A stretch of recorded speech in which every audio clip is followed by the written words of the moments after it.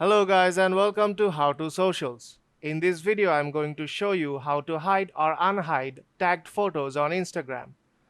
So let's start. First open the Instagram app and go to your profile from bottom right corner. And under this section you'll see all of your tagged photos. Now tap on three bars on top right corner and go to Settings. Now tap on Privacy.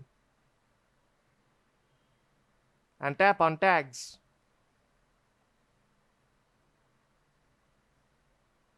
Now go to Manually Approve Tags. You will see all of your tagged photos here. Now to hide the tagged photos, tap on Edit. Select the photo you want to hide and tap Hide from Profile. And that post will be hidden from your profile. Now to unhide that post, go to the profile from which it was posted and search for that post.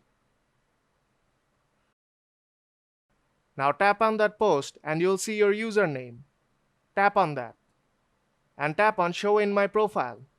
Now if you go back to your profile and refresh it, you'll see the post again in your profile. So if this video helped you out, don't forget to leave a like and see you in the next tutorial.